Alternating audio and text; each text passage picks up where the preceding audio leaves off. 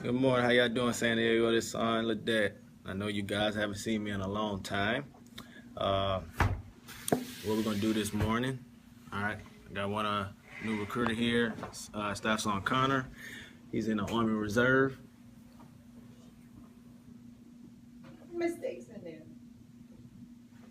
Come see me. All right, give me a minute. All right, so what we're gonna do today? We're gonna talk about the Army Reserve, and then we're gonna talk about the active duty. Let's back it up a little bit. All right, just turn it this way. I want people to see that number.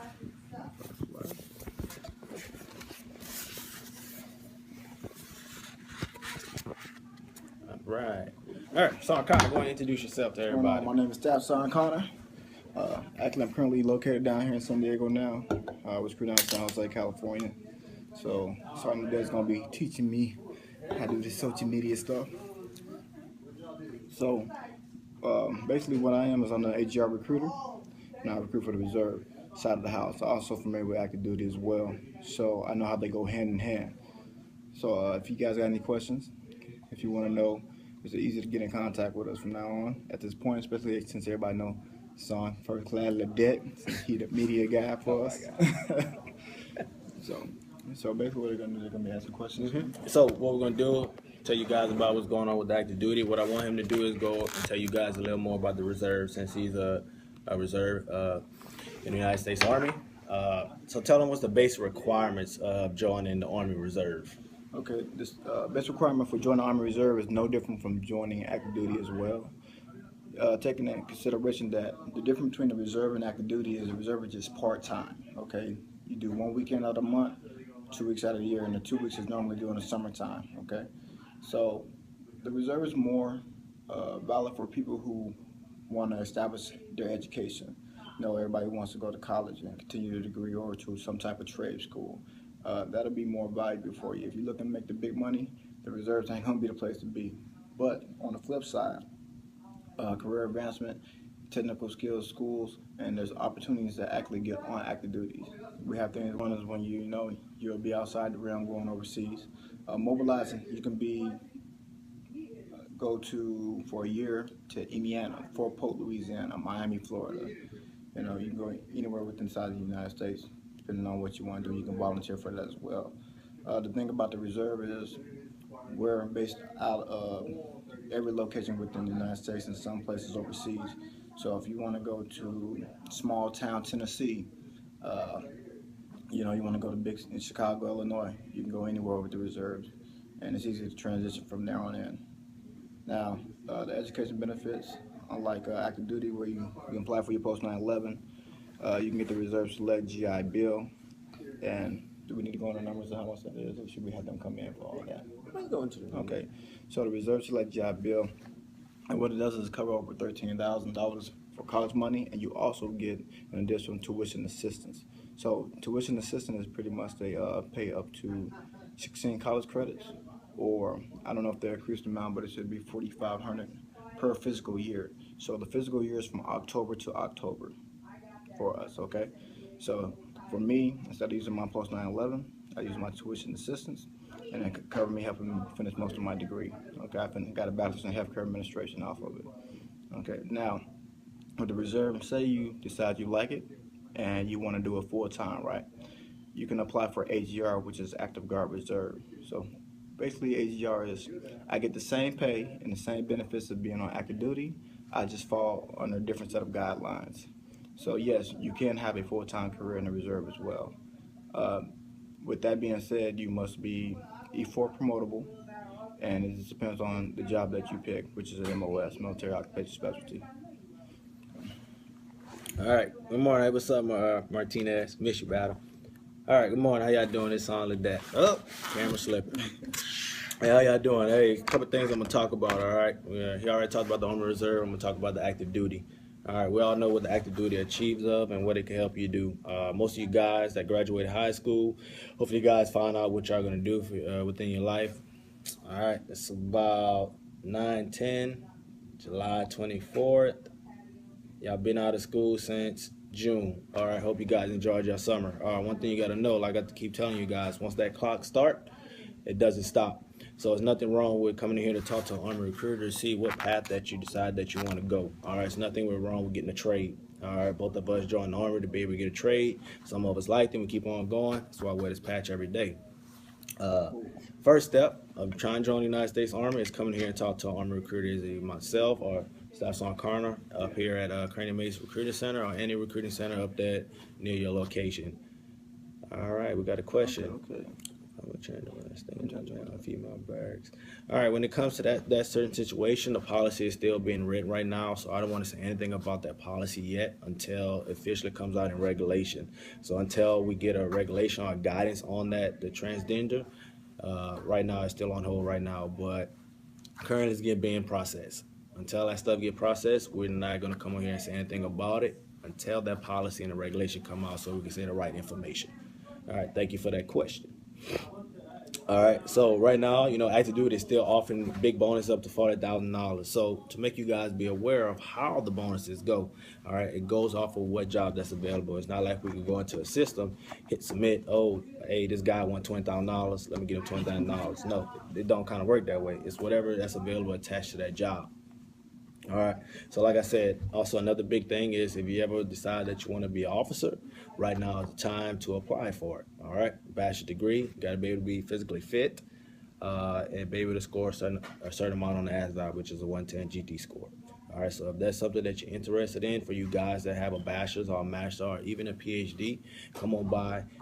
I'm one of the fastest OCS guy out here, so I get you probably try to process you within 2-3 weeks, but it all depends on you. What's up, Camacho? All right, so that's a little thing off active duty. A lot of guys get confused on how. Okay, the question. How soon can you reclass to change your MOS? All right, now the way that goes to reclass, it all depends on if you're on active duty or if you're on the reserve. Right. If you're on the active duty, it's a little different. All right, you're gonna meet a guy just like me, but he's a career counselor. Is gonna ask you when it's time for you to ETS out of the United States Army. Do you want to stay at the MOS or do you want to reclassify? Once you're coming down to reclassify, it goes off your GT score and not your ASVAB score to be able to meet that job. Now, if you're already out the Army, all right, depends on your category, your RE code, and your disposition on your DD-214 will allow you to get back into the United States Army under 48 months. All right, so it all depends off of the job that you held and also your disposition of when you got discharged from the Army. But if you're already in the Army, you have to go through your career counselor. All right. It's the National Guard, the same thing as the. Okay, I can definitely tell you about the National Guard since I used to be in it. Okay, so on the reserve side, as far as changing your MOS, the convenient thing about the reserve is, as long as there are slots available, you can change your MOS consistently. But you have to wait. When you're first MOS, you have to wait at least a year before applying for another MOS. Now I have 3, which is 92 Alpha Supply Logistics, 68 Gulf Healthcare Administration, and 79 Romeo. I'm a recruiter now at this point. So it depends on you and depends on if you have the line scores as well, the GT scores for it as well. The line scores are just the scores to make up your job. So yeah. And as far as Army National Guard, they're similar to us.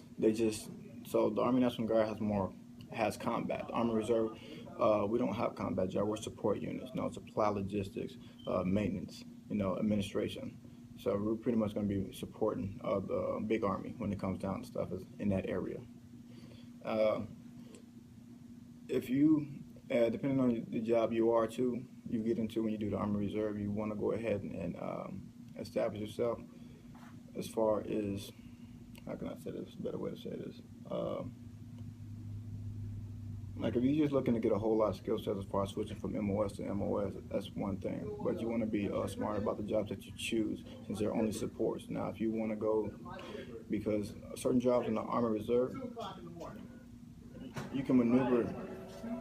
Like for example, if I'm human resources or I'm supply or I'm healthcare administration, those jobs are going to allow me to maneuver a lot more into different locations, right?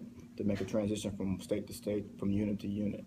Okay, some jobs are like combat engineer, you're going to be limited to your areas. So take in mind the job that you're picking, and remember, if you want to utilize that out in the civilian sector, you don't have to get that skill set and say, okay, well, I'm going to get this so I can join, do the job on the outside.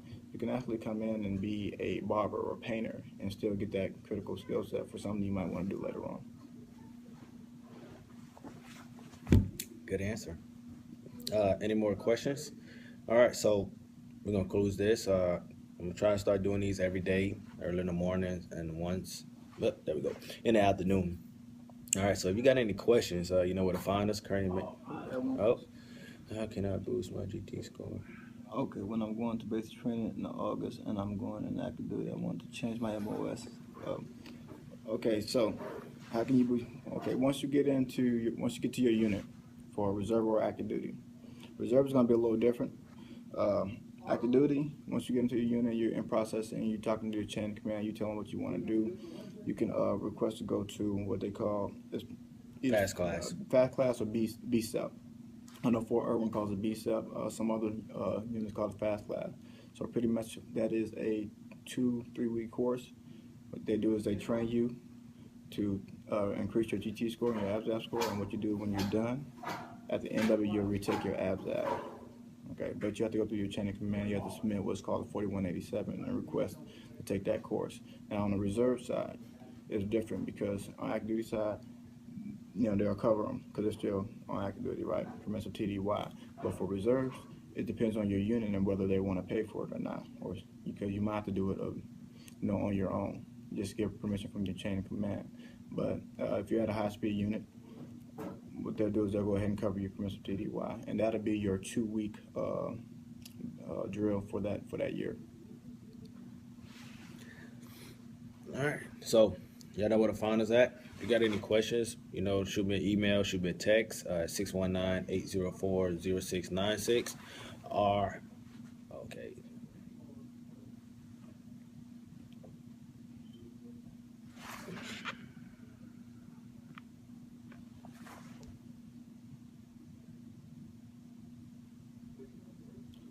All right, with your situation, if you was in the airborne unit, it all depends on what you got chopped it out for. You need to go to your local recruiter or what area that you're in, get with them, show them your DD-214, your discharge paperwork. They will make a determination if you're able to get back into the Army or either the Army Reserve. All right, to be able to tell you who you got to talk to is based on Army Recruiter, because I don't have none of the information right here in my face, so you would have to probably take it to them. 4187, don't worry about that. You'll learn that once you get into the Army. All right. Basically, that's just a form to request permission to do something. That's it. So. All right. So we'll talk to you guys later. Like I said, if you got any questions, please feel free to send us a message. All right. We're located at 911 Claremont Mesa Boulevard, San Diego, California. All right. Staff Sergeant Connor, he would be the reserve recruiter. If you have any questions dealing with the Army Reserve, he's new. Welcome into the team. Come in here, ask him any questions. Make him work for his job. Same as you guys make me work for my active duty, my active and the reserve, make him work for both. All right. So if anytime you feel uncomfortable or comfortable, just come on in. He'll answer all the questions for you, and we'll put you in the right directions. Remember, joining the United States Army will help you get where you need to go. Will help you get the trade. If you're looking for education, we got it. If you're looking for, let's say, stabilization, the United States Army got it. If you're looking for retirement, we got it. If you're looking for to travel, enjoy life, the United States Army got it. All right, we got another question there. Yeah, okay, so, yeah, it will work out. So, just because they're in the California National Guard, we get a lot of National Guard questions. Okay, so, understand the difference between National Guard and the Army Reserve. Is the National Guard is state funded, okay? The Army Reserve is federal. So, pretty much we have a little more room to wiggle. Our finances, pot is a little bigger. But if you're active duty and she's National Guard, she can transfer to a National Guard unit within that state. They just have to find a unit and make sure that they have a slot for the MOS, and she can translate. So if she's in the California National Guard, she can go to the Florida National Guard, she can go to the Indiana National Guard, because it's all National Guards. You just have to find a slot for a unit. That's it. All right. So we'll see y'all later. I'll be back again probably at 1 or 2 o'clock. All right. So hope you guys have all your answers that you got.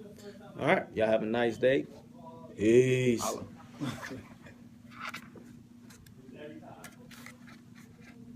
You said tracking.